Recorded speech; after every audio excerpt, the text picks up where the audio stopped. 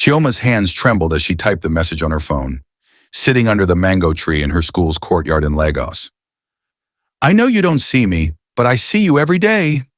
Your smile makes even the hardest days bearable. I just wanted you to know that someone notices the good in you. She meant to send it to Amika, the boy who sat 3 rows ahead in mathematics class, the one with the kind eyes who always helped classmates who struggled with equations. Her heart pounded as she pressed send, imagining his reaction.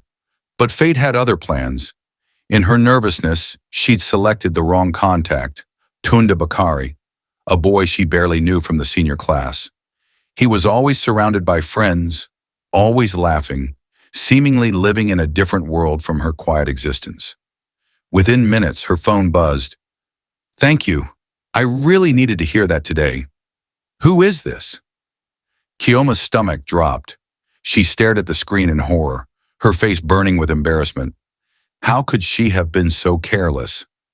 She quickly locked her phone and shoved it into her bag, deciding she would simply ignore the message and hope he'd forget about it.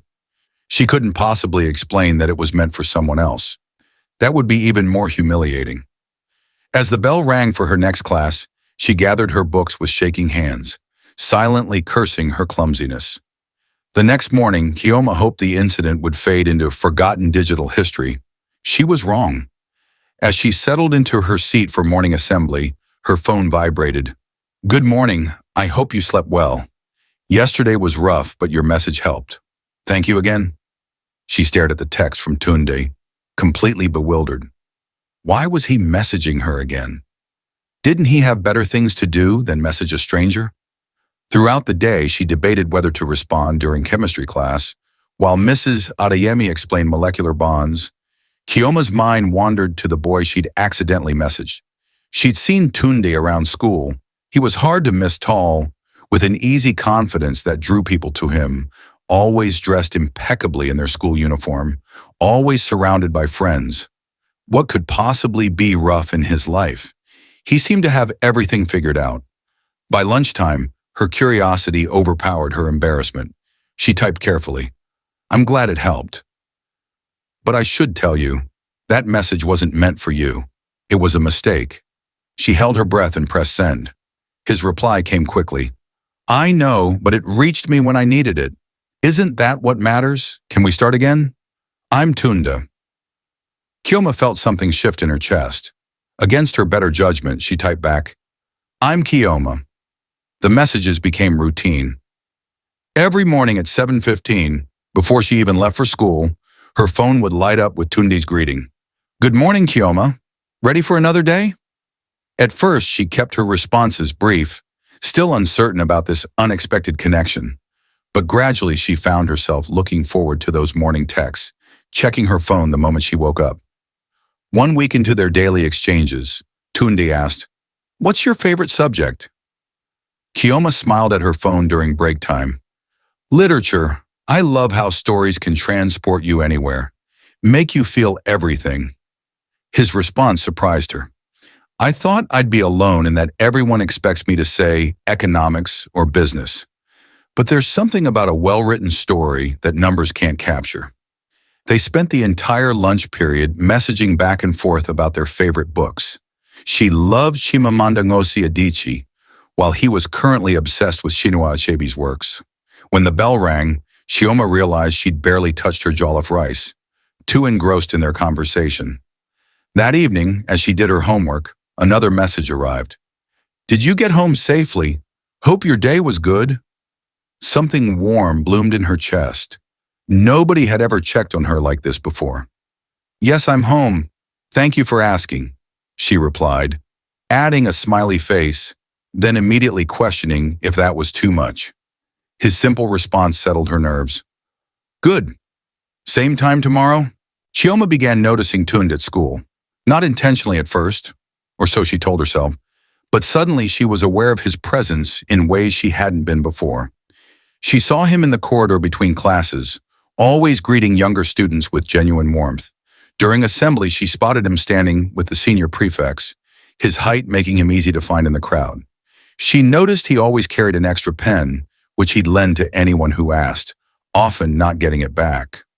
What struck her most was how different he seemed from the carefree image she'd held. There was a tiredness around his eyes sometimes, a forced quality to some of his smiles.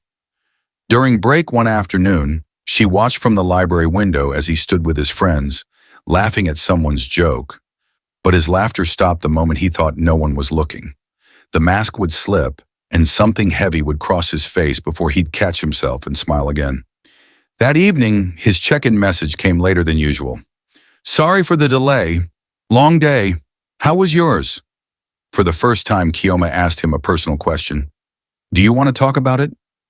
There was a long pause. She watched the typing indicator appear and disappear several times. Finally, "Not yet, but knowing I can means everything. Thank you, Chioma." She sat on her bed staring at her phone, wondering what burdens someone who seemed to have everything might be carrying. "I'm here whenever you're ready," she typed back, meaning every word. Friday afternoon, Chioma retreated to the school library as usual, her sanctuary from the social chaos of break time. She was deep in a novel when a shadow fell across her page. "So this is where you disappear to." She looked up to find Tunde standing beside her table, a gentle smile on his face. Her heart jumped.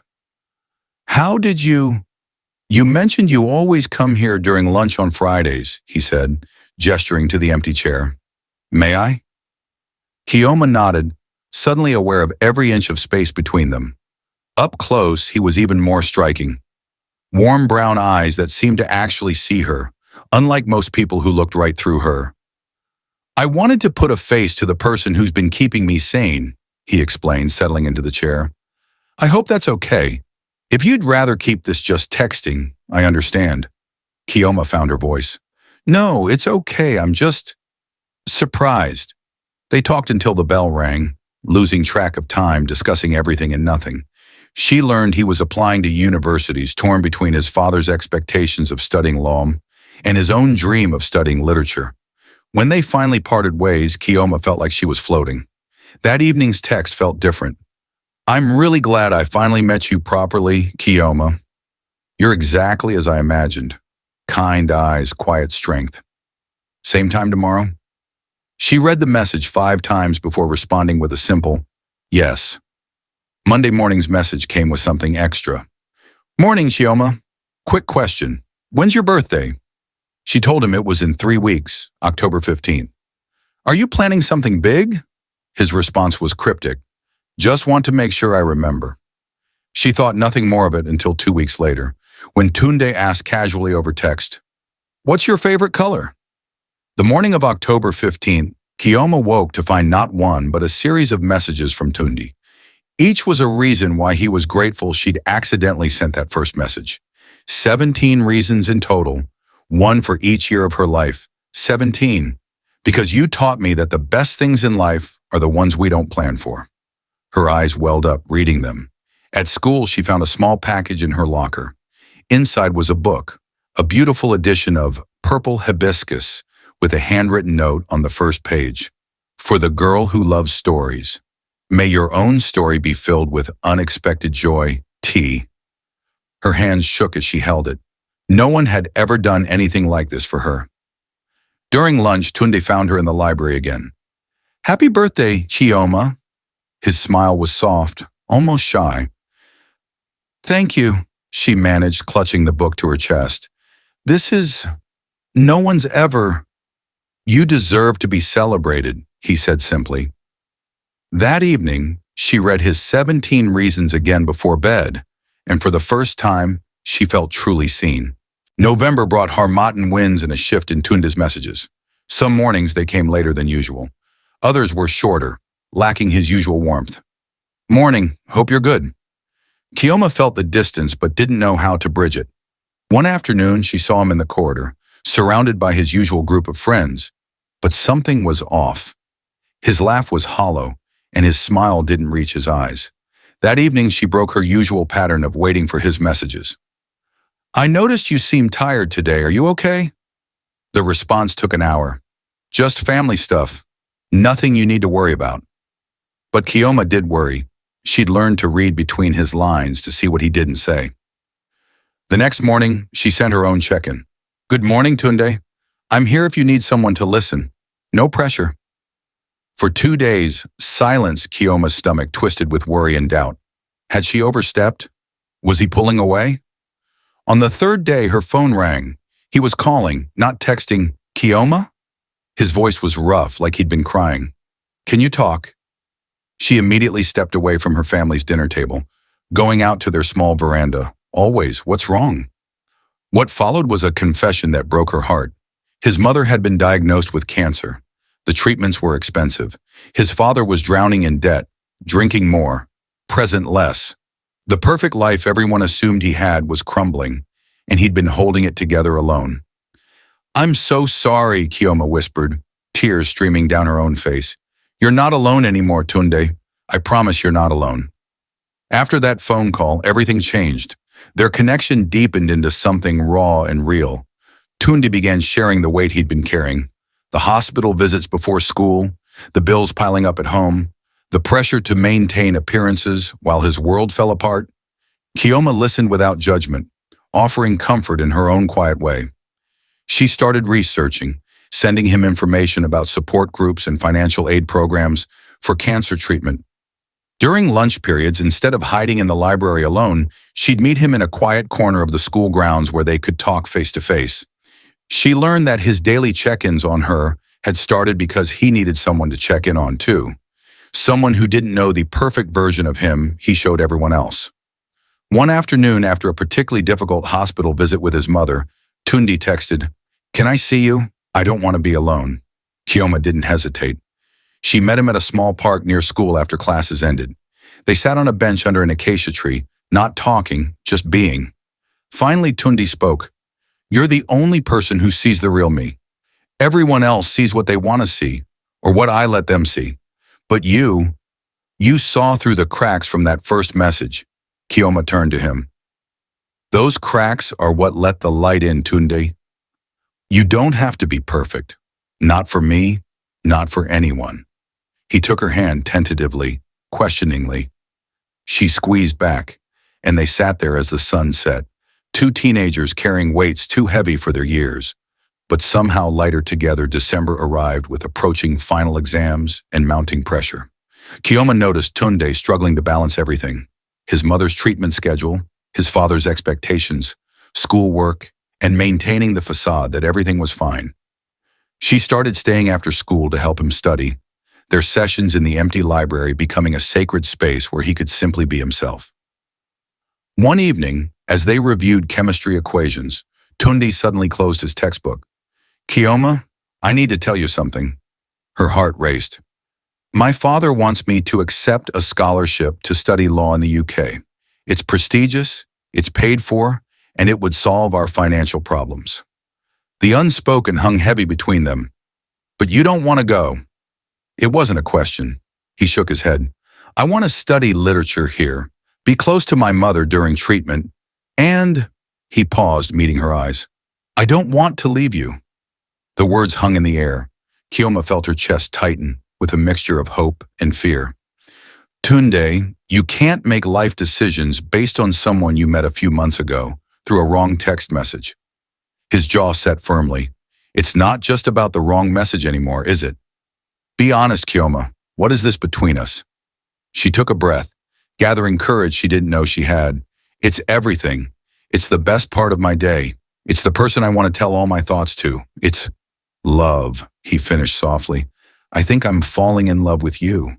Chioma's world tilted. "You can't mean that." But Tunde moved closer, his eyes intense and honest. "I've never meant anything more. When did it happen? I don't know. Was it your kindness? Your strength?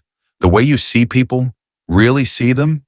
All I know is that somewhere between morning check-ins and late-night talks, you became the most important person in my life." Tears welled in Chioma's eyes. "I'm just ordinary. I'm quiet. I'm invisible. You're extraordinary," Tunde interrupted. "You're the girl who sent a message meant for someone else, but somehow it found exactly who needed it. You're the person who saw through my masks when everyone else bought the performance. You researched cancer treatments for my mother when you could have just offered empty sympathies. You stayed." Chioma felt walls she'd built around her heart begin to crumble. She'd spent so long being invisible, being the girl no one noticed, that being seen so completely was terrifying and exhilarating. "I'm scared," she admitted. "What if I'm not enough? What if—" Tunde took both her hands. "Chioma, you've been enough from that very first message. You've been more than enough every single day since. The question is, do you feel the same way? Because I'll wait. I'll give you time. I'll be patient, but I needed you to know. You're not just my friend. You're the person I want beside me through all of this." The library around them felt suspended in time, waiting for her answer. Chioma looked at this boy who had become her world and whispered, "I feel the same way. I think I have for a while now." They didn't call it dating, not officially. In their conservative school environment, they kept their relationship quiet, but it shifted everything. The morning messages now came with, "Good morning, my Chioma," instead of just her name. Their study sessions included stolen moments, his hand covering hers on the textbook, her shoulder pressed against his as they shared notes. Lingering glances that said what words couldn't in public. Tunde introduced her to his mother during a weekend hospital visit. Mrs. Bakari, weakened but warm, squeezed Chioma's hand. "So you're the girl who's been bringing light back to my son's eyes." Chioma blushed, but Mrs. Bakari continued, "Don't let him push you away when things get hard. He has a habit of trying to protect people by shutting them out." It was a warning and a blessing all at once. The weeks that followed tested that wisdom. Tunde's father grew suspicious of where his son spent his time. Final exams loomed. Mrs. Bakar's treatment had complications. Through it all, Chioma remained steady. When Tunde tried to cancel their study sessions, claiming he needed to handle things alone, she showed up anyway with notes and snacks. When he snapped at her from stress, she gave him space but sent a message. "I'm still here when you're ready." When he broke down crying after a particularly bad doctor's report, she held him in the empty art room after school, letting him shatter because she knew she was strong enough to help him piece himself back together. "Why do you stay?" he asked one exhausted evening. Chioma smiled softly. "Because love isn't just for the easy days, Tunde. It's especially for the hard ones." January brought the tension of exam results. Chioma had performed well, as expected. Her consistent study habits paid off. But it was Tunde's results that shocked everyone. Despite everything happening at home, he'd scored in the top 5% of their class. The scholarship to study law in the UK was secured. His father was ecstatic. His mother was proud but quiet. Watching her son's face carefully, Tunde felt trapped. The evening the acceptance letter arrived, he called Chioma in tears. "I don't know what to do. My father has already told relatives he's planning a celebration. But I'll be miserable, Chioma. I'll be an ocean away studying something I don't love." She met him at their spot in the park the next day. "What does your mother say?" Tunde sighed. "She says the choice is mine, but I can see the worry in her eyes. This scholarship would change everything financially. The treatment costs wouldn't be such a burden. How can I be selfish?" Chioma took his face in her hands, a bold gesture for her usually reserved nature. "Tunde Bakari, listen to me. Sacrifice made out of guilt isn't sustainable. It will breed resentment. If you're going to choose this path, choose it because you found a way to make it yours, not because you're running from your own dreams."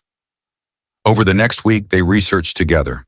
They discovered that UK universities offered literature programs too, that law students could minor in the humanities, that perhaps there was a middle path, studying law to please his father while keeping his passion for stories alive.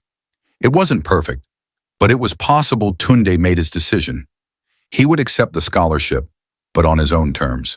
At family dinner, Tunde made his announcement. "I've decided to accept the UK scholarship." His father's face lit up with triumph, but Tunde wasn't finished. "However, I want to pursue a combined program, law with literature, and I need us all to agree that my career path is ultimately my choice, even if that means practicing literary law, working in publishing, or teaching. I'll study law, but I'll do it my way." The table fell silent. His father's joy dimmed, his face darkening. "Tunde, this is not how—" "Dealy." His mother's voice, though weak, carried authority. "Let the boy speak." Tunde's hands trembled, but he continued. I'm grateful for this opportunity, truly. But I've spent the last 6 months pretending to be someone I'm not, and it nearly broke me. If I'm going to be away for years, I need to go as myself, not as who you want me to be."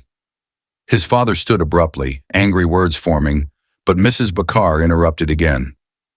"He's right. I've been watching our son disappear trying to meet impossible standards. If this illness has taught me anything, it's that life is too short to live someone else's dreams." The argument that followed was painful but necessary. By the end, a tentative agreement was reached. Tunde would go to the UK, study law with a literature focus, and have the freedom to choose his career path after graduation. It wasn't perfect, but it was honest. That night, Tunde called Chioma. "I did it. I told them." Pride filled her voice. "How do you feel?" "Terrified, relieved, and heartbroken." Why heartbroken? Though she already knew. Because it means leaving you. With Tunde's departure set for September, they had 8 months to build memories strong enough to sustain them across an ocean. They made the most of every moment. Weekends were spent exploring Lagos, from the beaches of Elagushi to the bustling markets of Balogun, from quiet bookshops in Yaba to late afternoons at Freedom Park. Every location became sacred, imprinted with their laughter and conversations. Chioma's parents, initially wary of her first relationship, warmed to Tunde after meeting him. Her father appreciated his respectfulness, her mother his genuine care for their daughter Tunde's mother, growing stronger with treatment, welcomed Chioma into their family completely. Even his father, still adjusting to his son's independence, recognized the positive influence she had, but the approaching goodbye cast shadows over their joy. Tunde grew quieter as months turned to weeks. Chioma caught him staring at her sometimes with such intensity as if memorizing every detail. One evening in July, at their park bench, Tunde pulled out a small wrapped package. "I want you to have this." Inside was a simple silver necklace with a small book charm. "So you never forget, you're part of my story, Chioma, the most important chapter." She fastened it around her neck, tears falling freely. "And you're part of mine." They talked about the future, about video calls and messages, about holiday visits, about what would happen after university. Would they survive the distance? Could love born from an accidental message withstand years apart? Neither knew, but they promised to try as August arrived. Reality set in. These would be their last weeks together, possibly for years. Everything felt weighted with significance. Every conversation might be their last in person. Every touch, precious and fleeting. August was bittersweet torture.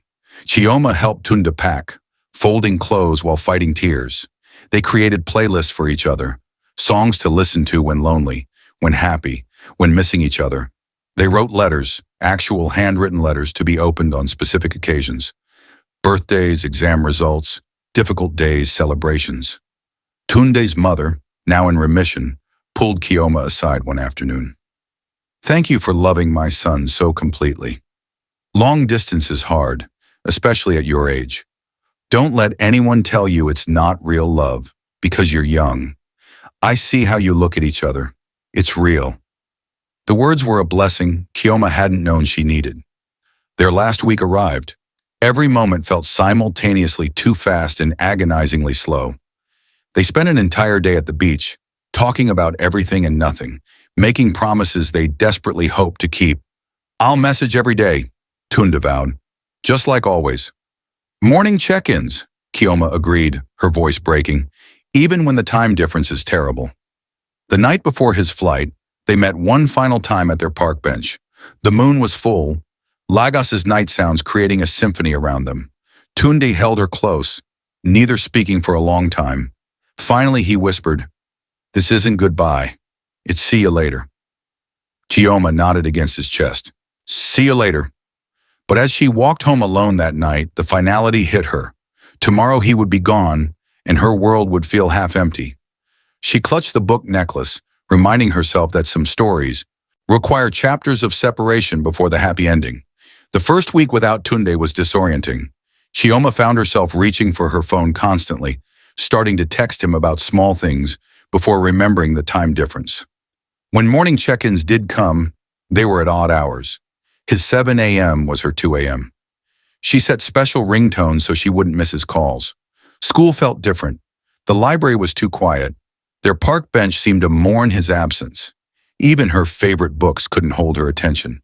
Her friends who'd watched her transformation over the past year, from invisible girl to someone glowing with love, worried about her. "You seem so sad," her best friend Ngozi observed. "Should love make you this unhappy?" But it wasn't unhappiness exactly, it was adjustment. It was learning to hold joy and pain simultaneously. Chioma threw herself into her studies with renewed intensity. She'd been accepted to the University of Lagos for literature and education. If she excelled, maybe graduate school abroad would be possible. Maybe the distance between them could shrink. Tunde's messages painted a picture of his new life: sprawling campus, challenging classes, cold weather he wasn't prepared for, and crushing homesickness. "I miss my mother, my country, jollof rice, and you," he wrote. "Especially you." They video called when possible, staying up late to accommodate time zones. Seeing his face on a screen both helped and hurt. He was right there, but completely out of reach. 2 months in, Chioma had a breaking moment. The loneliness felt unbearable. Was this sustainable? Was she foolish to hold on to someone so far away? That night, she almost texted that they should take a break. Before Chioma could send that message, her phone rang. Tunde's video call came through, and immediately she knew something was wrong. His eyes were red, his usual composure shattered. "My mother's cancer is back," he said without preamble. "She collapsed this morning. They're running tests, but the doctors aren't optimistic." All thoughts of breaking up vanished. "Oh, Tunde, I'm so sorry." She watched him crumble across thousands of miles, feeling helpless. "I should be there. I should have never left. What kind of son abandons his mother when—" "Stop," Chioma interrupted firmly. "You didn't abandon anyone. You're building a future partly to help support her care. She wanted you to go, remember?" But guilt consumed him. Over the following weeks, Tunde struggled to focus on studies while managing crisis from afar. His father started drinking again. Hospital bills mounted. The weight nearly crushed him. Chioma became his anchor. She visited his mother regularly, sending him photos and updates. She helped coordinate with relatives. She researched treatment options. She listened during 3 a.m. phone calls when he couldn't sleep, haunted by what-ifs. One particularly dark night, Tunde said, "Maybe I should come home, drop out, be with her while I still can." Chioma's heart broke, but she spoke truth. "What does your mother say?" He was quiet.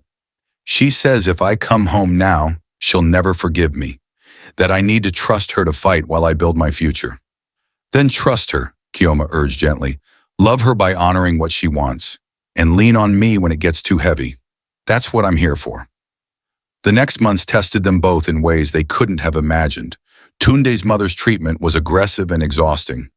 Chioma became the bridge between Tunde and his family, the communicator, the organizer. She grew up fast, learning about medical bills, insurance claims, and family dynamics under pressure. Her own university classes suffered. She was tired constantly, balancing her studies with supporting Tunde and visiting his mother. Her grades slipped. Her professors noticed one called her in, concerned. "Ms. Okafor, you started this semester so strong. What's happened?" Chioma explained, and her professor surprised her with kindness.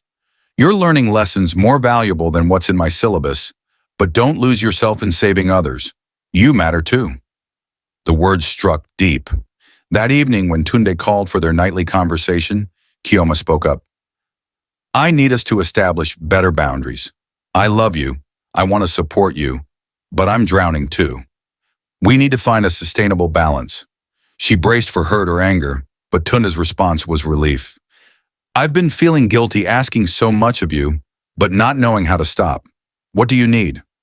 They created new rhythms, designated calling times that respected both their schedules, days where they focused on their own work without checking in constantly, boundaries that felt like breathing room rather than distance. Ironically, the structure strengthened them. They learned that sustainable love requires honest communication, even when it's hard. That caring for someone doesn't mean martyring yourself. That asking for what you need isn't selfish. It's essential. By December, they'd found their stride. The distance still hurt, but they'd learned to carry it better. Christmas brought Tunde home for 3 weeks. Chioma's heart raced as she waited at the airport, scanning the arrivals gate. Then she saw him, taller somehow, wearing a heavy coat unnecessary in Lagos's heat, but unmistakably her Tunde. He dropped his bags and ran to her. The embrace felt like coming home. His mother was stable, responding well to the new treatment protocol the family gathered for Christmas, and Chioma was included as one of their own. Tunde's father, humbled by his wife's illness and his son's maturity, pulled Chioma aside. "Thank you for being his constant. I didn't understand before, but I see now. You've been his foundation." Those 3 weeks were golden. They revisited all their special places, creating new memories layered over old ones: the library where they'd studied, the park bench where they'd shared secrets, the beach where they'd made promises. Everything felt both familiar and new. One evening under stars at Bar Beach, Tunde said, "I want to make us a promise. When I finish this degree, I'm coming home. Maybe I'll practice law here. Maybe I'll teach. Maybe I'll write. I don't know yet, but wherever you are, that's where I want to be." Chioma turned to face him. "That's 3 more years, Tunde. 3 more years of this distance. Are we being realistic? Shouldn't we at least consider—" "No," he said firmly. "I've considered everything, Chioma. Every scenario, every possibility. And in all of them, the life I want includes you. If you're asking if I'm sure, the answer is yes. I've never been more sure of anything."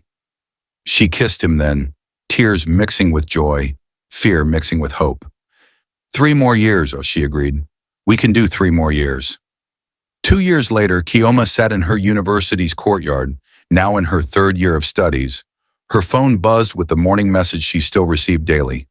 "Good morning, my Chioma. 1 more year until I'm home." She smiled, typing back, "Good morning, my Tunde, 1 more year." Their journey hadn't been easy. There had been more crises, health scares, moments of doubt, the temptation of easier paths with people physically present. But they'd chosen each other, again and again, through video calls and time zones, through achievements celebrated across oceans and tears shed in lonely rooms. Tunde's mother was in full remission now. His father had stopped drinking and found peace.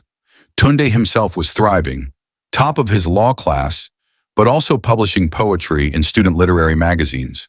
Finding his hybrid path, Chioma had become president of her university's literature society, was volunteering as a tutor in underserved communities, building her own purpose.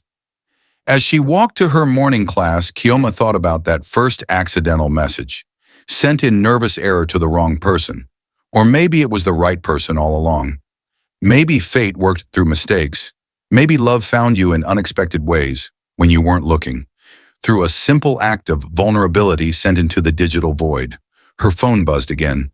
Not a message, but a photo. Tunde holding up a calendar with days crossed off, a huge smile on his face, counting down until his return. She saved it, adding it to the thousands of photos and messages they'd accumulated over 3 years of loving each other from afar. In 12 months, he'd be home. They'd be together. The long chapter of distance would end, and a new chapter would begin.